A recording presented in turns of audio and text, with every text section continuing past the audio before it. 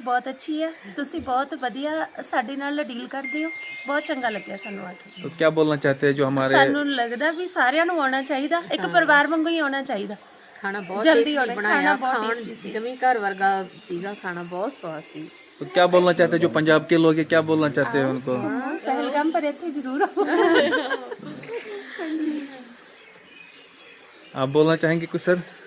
ਹਾਂਜੀ ਅਸੀਂ ਪਹਿਲਾਂ ਵੀ ਆਏ ਸੀਗੇ ਤੁਹਾਡੇ ਕੋਲੇ ਤੇ ਵਧੀਆ ਲੱਗਿਆ ਸੀਗਾ, ਪਰ ਬਹੁਤ ਵਧੀਆ ਤੁਹਾਡਾ ਹੈਗਾ ਹਨ ਇੱਥੋਂ ਦਾ ਪ੍ਰਬੰਧ ਹੈ ਜਿਹੜਾ, ਉਹ ਲੱਗਦਾ ਹੀ ਨਹੀਂ ਹੈ ਵੀ ਅਸੀਂ ਕਿਤੇ ਬਾਹਰ ਬੈਠੇ ਹਾਂ, ਇੱਕ ਪਰਿਵਾਰ ਵਾਂਗੂ ਹੀ ਲੱਗਿਆ ਹੈ। ਬਹੁਤ ਜ਼ਿਆਦਾ ਇੰਨਾ ਪਿਆਰ ਤੁਸੀਂ ਦਿੱਤਾ ਨਾ ਜੀ, ਕੋਈ ਹੱਦ ਹੀ ਨਹੀਂ ਹੈ। ਅਸੀਂ ਤੁਹਾਡੇ ਐਂ ਲਾ ਲਓ ਵੀ ਅਸੀਂ ਕਸ਼ਮੀਰ ਘੁੰਮਣ ਆਏ ਸੀ, ਪਰ ਬਸ ਇਹੀ ਸੋਚ ਕੇ ਆਏ ਸੀ ਵੀ ਇੱਥੇ ਰਾਤ ਲਾ ਕੇ ਜਾਣੀ ਹੈ, ਬਸ ਇਸੇ ਗੱਲ ਕਰਕੇ।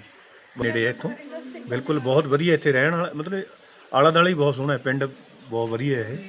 ਹਾਂਜੀ ਹਾਂ, ਠੀਕ ਹੈ, थैंक यू। ਆਉਣਾ ਚਾਹੀਦਾ ਜੀ ਇੱਥੇ ਜੀ।